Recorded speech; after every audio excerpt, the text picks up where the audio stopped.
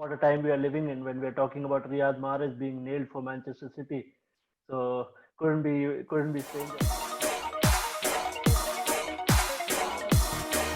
Welcome to yet another episode of FPL Escapades. Today we are joined by Anand and Suryansh. So if you remember Suryansh, he was part of our Gameweek 1 preview, and he's also been doing amazing stuff with the player review series that we have just started. So great to have you, Suryansh. How was your game week? Cheers, man. I was expecting you to not ask that question.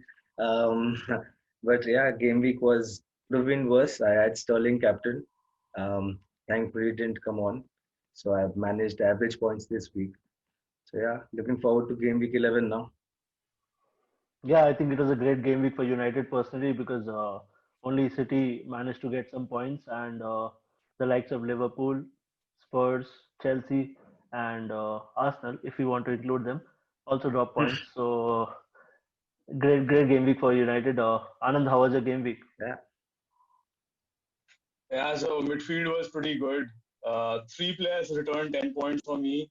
Grealish, KDB, Bruno, and my fourth midfielder, Rashford, also returned 5 points. So midfield was pretty good. But then the downhill journey started. Jimenez got injured, speedy recovery to him. We yeah, all know about Watkins. He missed a penalty, and his goal was ruled out. it's allowed. And Bamford again missed a sitter. So downhill journey started, over there. And defense-wise, I was pretty lucky. Ayling gave me a clean sheet, and I wasn't expecting that, and certainly did not bring Ayling because of that. And then Lewis again a very unexpected clean sheet. He gave a clean sheet, and this was his second clean sheet in all the game weeks that he has played. So his first clean sheet came in game week 1, and so I waited a long time Long for him time. to return a clean sheet. And keeper Martinez was just gave a single point, but then I had Johnston on my bench who returned with 11 points. So my hate affair with bench continues. I mean that's really harsh again. But you know what? You are probably in a good situation right now because they've all been bombed with the news that the Newcastle versus Villa game is going to be postponed with the outbreak at Newcastle right now. So all those guys with two keepers and all that nonsense, you only need to have that one keeper. I think that goes down the drain now. Coming to my game week, so I had a pretty decent game week. Scored 59 points, and the only thing that I look forward to right now is the green arrow, and that is what I got. So I've covered 1 million in rank in the past 2 game weeks, and that's a huge achievement for me. So looking to now go into the top 1 million, and that's where I plan to go. Yeah. So with that, let's get to it as we always do, and we start off with the essentials for game week 11. The first name that pops up to my eye when I look at the essentials is Kevin De Bruyne. I think he was very unlucky to just give you the 10 points last game week because City scored 5 and he was very unlucky just to get the 2 assists. And if I remember correctly, he had a shot hit against the upright as well. So really harsh on KDB captainers. But with a game against Fulham next week, I don't see another reason to not captain him again. So KDB is perhaps the outright essential going into game week 11, and I think like if you look at the forwards, so Jamie Vardy was a disappointment last week because we expected him to haul against Fulham, and I being a non-Vardy owner, I was really scared not owning him right in game week 10, but he did not do much, and Leicester as a team they've always done this. Whenever you expect them to perform, they disappoint you, and that's Brendan Rodgers for you in a nutshell. And coming coming to defenders, I think Kyle Walker is someone who has nailed his place at right back, and with all the concerns with Cancelo and Mendy at left back, I think he's a City defender you'd like to have. Those are my essential picks. What do you think, Anand? Who are the essential picks for game week 11? I nailed on picks, Akshay. Really good picks that you mentioned. Coming to midfielders, uh, I would just go and pick Bruno. So far he hasn't blanked in an away match, and next up is West Ham. So it's a tricky fixture. But then Bruno, we all know what he's capable of since the time he's joined Manchester United and Premier League. He's the highest point scorer in FPL. So we all know about Bruno's heroics. At the same time, I will pick another player from United for the game week against West Ham in the next match, which is Aaron Wan-Bissaka. So Bissaka's traits are a little different, and people might argue that he's probably not an FPL asset, as he doesn't provide as much attacking prowess as other defenders do. But then with Bissaka, the good bit is if United keeps a clean sheet, he has this potential to rack up the bonus points because of his interceptions and tackling. So as seen so far in his FPL journey, he's amazing with that, and he's a bonus magnet if United ends up keeping a clean sheet. With talking about keepers, I think Mendy is a no-brainer.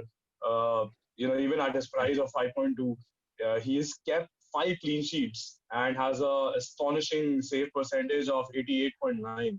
And he faces Leeds in the next match. So Mendy has done a world of good for Chelsea when it comes to defending. And regarding strikers, I think Werner again is a really good pick for this game week. So Leeds do like to attack, and because of that, they do end up keeping a lot of spaces in behind. And Werner with his pace could be really lethal against Leeds. Although Leeds have really looked good, especially after Calvin Phillips has come back, they've looked really good. But then with Werner, we all know that he really relishes teams that plays a high line, and could be a great pick this game week.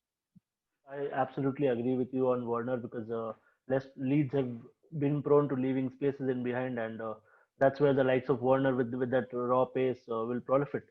So, and it's also a homecoming for Patrick Bamford, if you remember.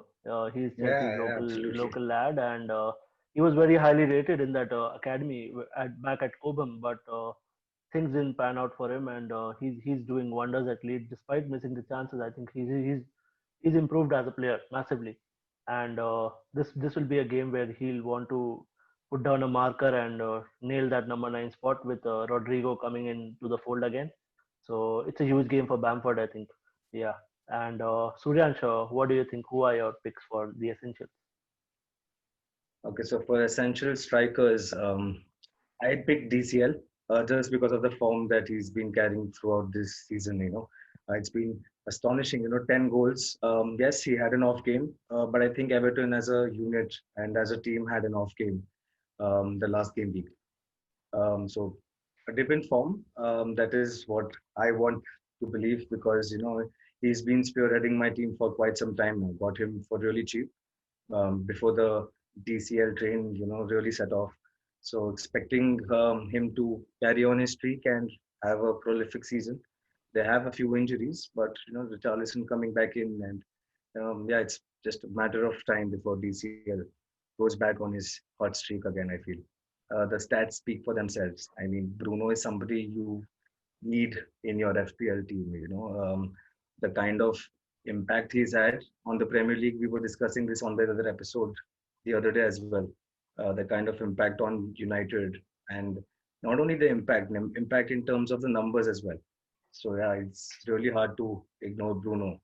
Fixture away, home, big or small, Bruno is always there for us.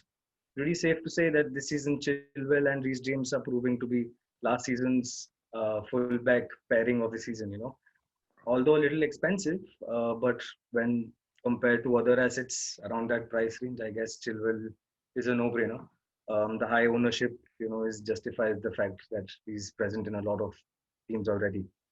Yeah, I'll just touch upon your point about having KDB, Bruno, and Salah. So, if given the choice, I'll go all in for that because those are the set and forget guys if you want to label them like that, and they have interesting fixtures upcoming as well. So KDB, Bruno, and Salah are the hottest property right now in FPL, and Bruno's away form is absolutely amazing, man. It's not just not blanking. He's actually given double-digit hauls in all the away games.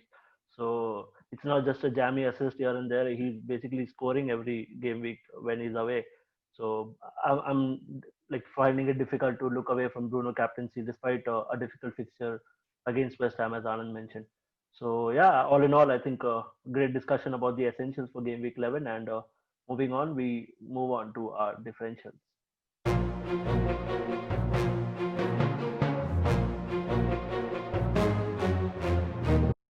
All right, I think we've just completed a good set of essential players, and coming back to the differentials. Now, this we have discussed a lot so far. That if you can end up getting one of these players because of their low ownership, they can be really fruitful. So, what do you think, Akshay? Who are your picks for differentials? I think the one name that I want to talk about is Edinson Cavani. So what an amazing cameo! He came off the bench and scored 2 goals, set up Bruno for the first one as well. And not just the goals and the assist. I mean, his movement has been something that I've been a huge fan of even before him coming to United.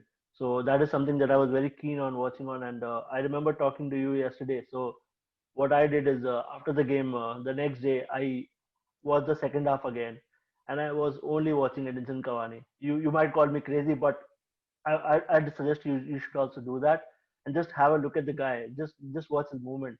So Michael Owen was talking about this post game, and he feels that Edinson Cavani is the best mover of the ball in world football right now. And when a guy like Michael Owen talks about movement, I think he knows something.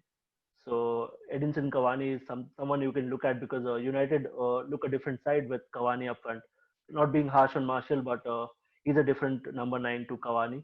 So although United do not play that way regularly, but Cavani could be a great option up front. Yeah. Just adding to this point, Akshay, us United fans, we've always been wanting to see like you said, no disrespect to all our strikers, but a real forward, a real number 9, those dudes, Yeah. So finally, we get to see a 33-year-old, who is showing us what, a focal point really looks like. Yeah, absolutely, guys. I think spot on with Cavani. The way he's come and stormed into the Premier League is just amazing to see. And at 33 years of age, his work rate is just fascinating. I was just, mentioning that, Akshay was saying that he's such a good, immaculate movement of the ball. Um, just, scares me in a very good way of what the youngsters can, learn from him. The likes of Greenwood, who we've seen, the guy has a bullet for a left foot. That is where Zlatan also helped a lot in the growing up of Martial and Rashford. So Cavani coming in is an absolute dream for someone like Mason Greenwood because he has that shooting in him, but the only thing that he needs to develop is that movement and that thinking basically where you need to position yourself in the box, and who better than Cavani to teach him that.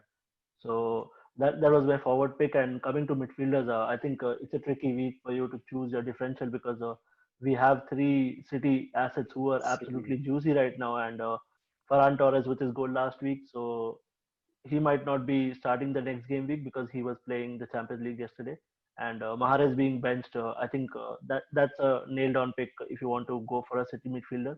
But he will not be the long term pick for you because you always know what happens with Riyad Mahrez. One bad game and he's off for the next 3-4 games. So you always have that risk with him. But as we saw last week, the 21 pointer, you might get that again with Fulham because Fulham are the side who sit low and they'll want to play football. But we know how City can expose a team. So that Burnley 5-0 was just a glimpse of what can happen against Fulham as well. So I think all three City midfielders are huge differentials, and you have to take your pick and based on your team structure. So the name Richarlison really impressed me. I really like the player since his Watford days. A pity that he's been listed as a striker this season. A sly pick, a smart pick, with majority of the managers going in with DCL with ownership of less than 5%. It can turn out to be, he can give, especially against Burnley. You were just touching upon what City did to Burnley, and um, on their day, this Everton side, as we've seen in this season already in the initial fixtures, they can run riot if everything clicks. So the Charleston, I feel, is a really good pick. But if I had to make a call, Cavani would be my pick as well, because of obvious reasons of all the points that you just mentioned. I have a name here because of whom my game week did not go as planned and all red arrows, and that's Sterling. I go with Mahrez as well. Given his form, his performance the last game week, Mahrez is a good pick at least for this game week. If there's one team that Man City would have wanted to play after Burnley, with all due respect, I think that would have been Fulham if you would have asked the players and the managers. In terms of defenders, I've always loved this guy, Van Aanholt. I think he's a massive, massive threat going forward. I remember having this conversation with you, Akshay, the match last game week, and I did not bring him in, but we were discussing it around the 85th minute that he was giving 3 bonus points, clean sheet. You know, such are the margins of FPL that conceded 2 goals and everything went downhill. But yeah, that is the kind of player he is. What about you, Anand? Yeah, What's your pick? So guys, I've emphasized a lot on City and City's fixture against Fulham. So there's kind of a lottery that's going on over there, and you'll have to be a little bit lucky as well with your picks, because we all know anybody can explode in that City team. All it takes is Kevin De Bruyne to just cross in that ball, and whoso receives it might end up just scoring those goals. So all great picks again. And what probably Vardy owners expected from Vardy to do against Fulham, probably Jesus is going to do this week against Fulham. So Jesus was benched in the Champions League last match, and he has been well rested, and he'll be raring to go against this Fulham team. Although, like you guys mentioned, Cavani has been really amazing since the time has come. So it's going to be really tricky. Talking about defenders, I think Mendy will be a great pick. He's definitely going to start as Cancelo and Zinchenko started in the Champions League. So even with Pep Rule, I think Mendy will be starting. Regarding midfielders, I think you guys have talked enough. But my vote will go to Mahrez, especially because he's nailed at the moment. And regarding Sterling, will be like a really good shout as well, and so will be Torres. But Mahrez will be the best go-to guy. Regarding the keepers, Johnston against Crystal Palace may well be a very cagey affair. It could be a nil-nil draw once again. So Johnston owners might benefit once again this game week. yeah. I mean, amazing picks, and what a time we are living in when we are talking about Riyad Mahrez being nailed for Manchester City. So couldn't be stranger. Yeah. With that, I think we wrap up our differentials and we move on to our cheapies for game week 11. Okay, so moving from differentials, we now come to the cheapy section. Yeah, talk to me, Akshay. What are your picks for the cheapy section for this game week? I mean, we spoke about Rafinha in the last episode as well. So great to see him finally getting the goal, and he's looked amazing in that lead side. And I think Helder Costa is certainly out of favor, and Rafinha is playing really well for that lead side with his explosive runs, and he's also really good on the ball. Not just with the trickery, but he has amazing vision, and you could see with those crossfield balls and through balls as well. So Rafinha is someone to look out for at that price, just 5.4. And another midfielder that I'd like to touch upon is Pedro Neto. So he's someone who has developed really well since last season. So if you remember, he scored a cracking goal last season, wherein he found himself free at the far post, and he hit a top corner across goal.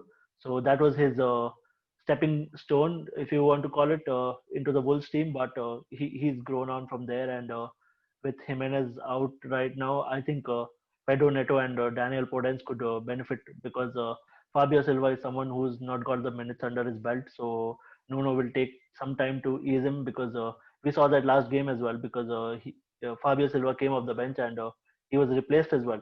So clearly he is not match fit enough to play the 90.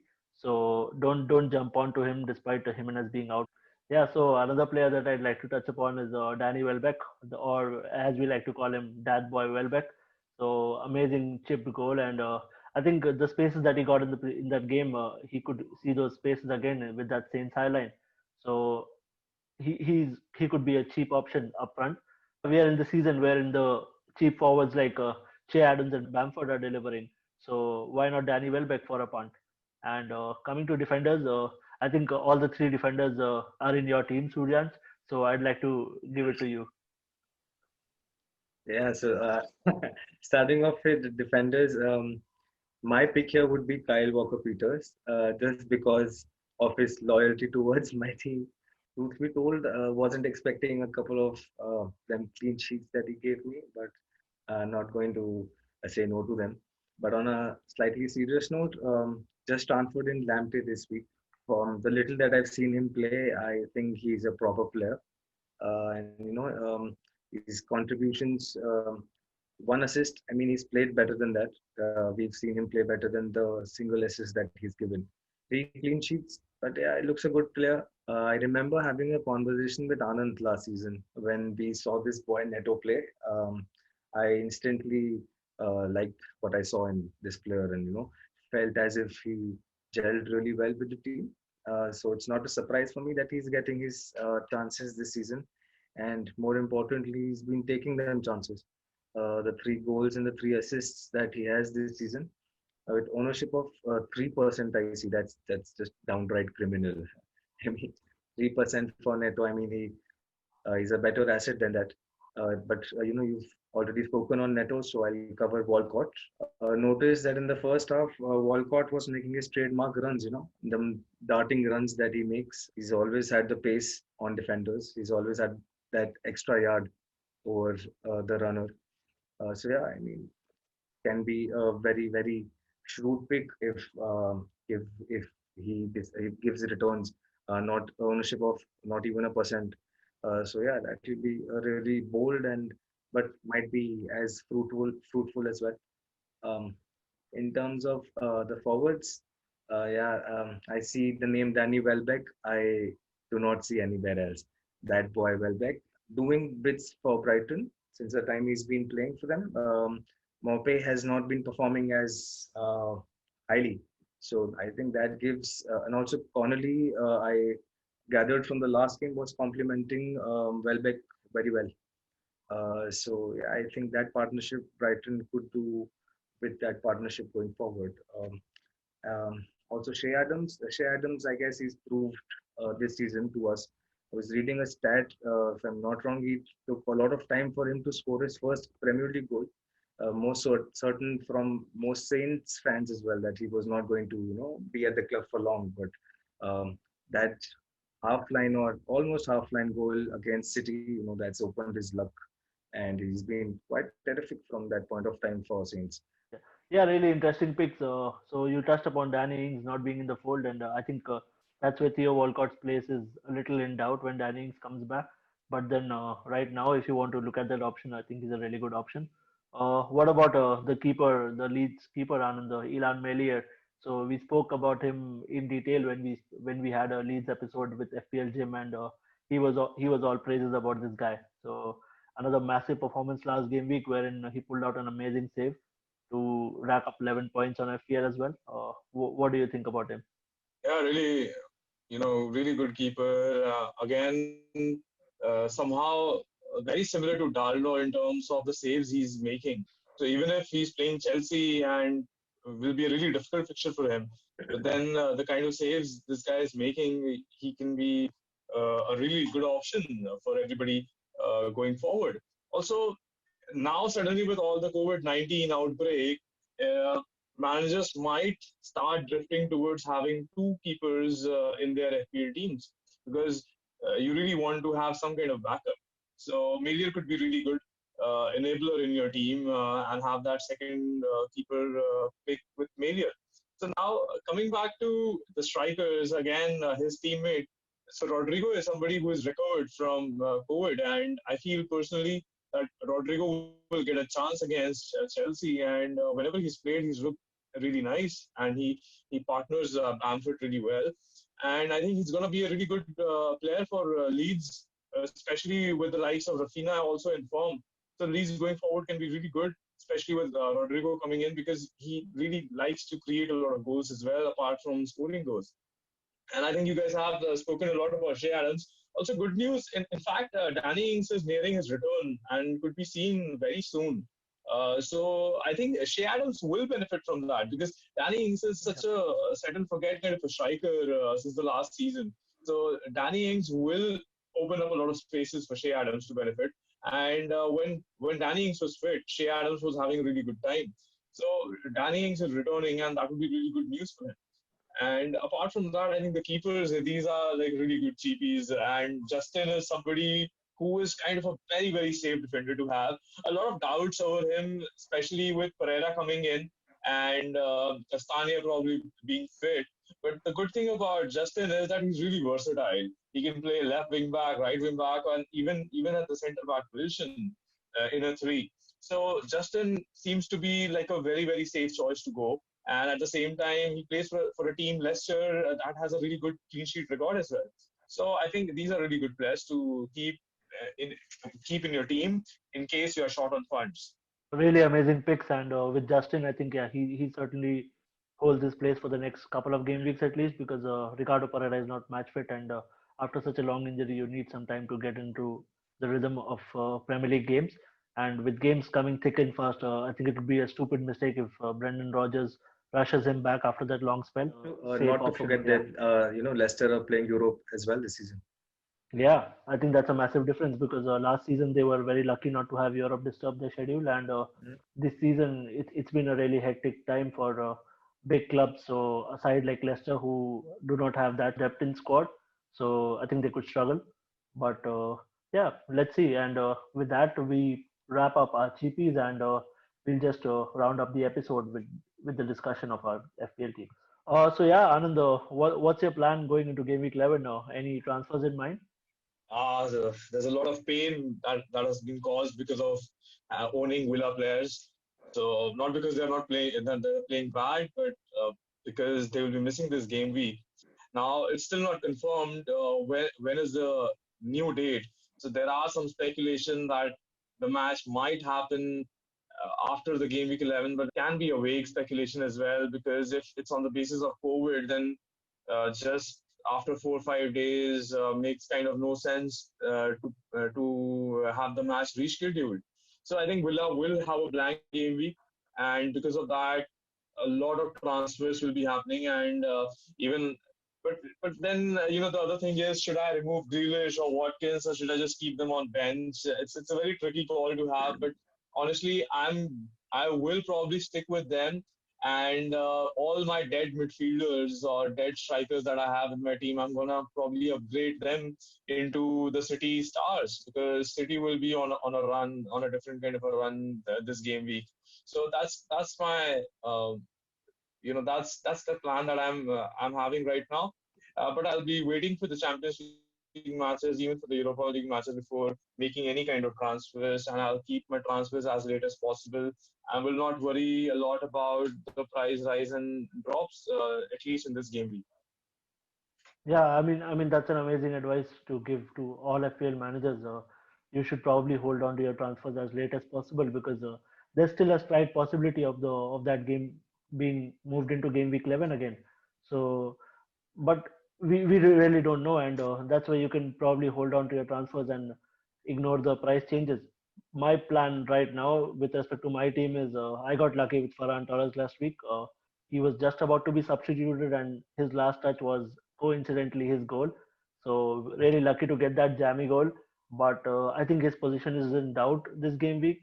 So I have a slight eye on Riyad Mahrez, and with the funds available to me, I might make that straight switch from Ferran Torres to Riyad Mahrez. So that's my plan going into game week 11. What are your thoughts, Suryansh? I have the same conundrum as Anand has. Call me lucky enough, when everything goes wrong, it goes wrong at the same time.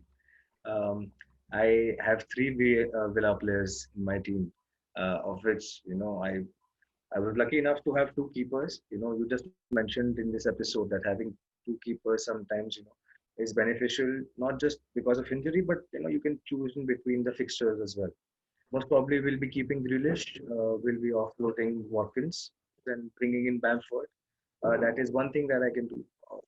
The other thing that I want to, um, I was thinking of doing was offloading Sterling and replacing him with Riyad Mahrez for this game week. Not a long-term move, but might help me free up some funds and just realize that having a backline of cheapies is not going to get me a long way. So thinking of investing in the future in Chilwell or somebody like that with a little more of that attacking threat and defensive authority. Yeah, I mean, really harsh on you to get that triple Aston Villa really down the drain. And that's not just you. I think it's a lot of FPL managers who are going to feel that pain. And my personal advice would be to hold on to those guys because they like you might want to offload Ollie Watkins after that disappointing game, but I don't see any reason to offload Grealish right now. They already had a double game week in hand, and now they have two double game weeks. So why would you want to go back You that know, route and waste your free transfer again? and also, the thing with Watkins is devil's advocate in my mind. I had, that he's not really played bad. Um, his matches, it's been really unfair. All of us. I mean, it's safe to say that I am not in favor of the extreme VAR offside rules that we've been accustomed to see now over the season. So you take that away. I mean, the score or his returns, we could be here talking about Ollie Watkins as an essential for what we know, making it a little difficult for me to sell him because he's had good performances. He's been involved in games. It's not like that he's been completely aloof from what's been happening. Yeah. So yeah, I mean, that is one call that I will have to take. Yeah, his performances have been really good, but the only off point for him right now would be maybe he's off penalties now, and that was something that he had in his armor. But after that penalty miss, maybe you could see him off penalties, and Jack Grealish could be someone on the other end of that. So yeah, really great discussion about the game week 11 that we have in store, and we're still not sure about the Newcastle Villa game, but as of now it stands postponed. So we'll have plenty blank players, and yeah, really amazing discussion, guys. So with that, we wrap up our episode. I hope we've been able to provide some value to you. Looking forward to game week 11.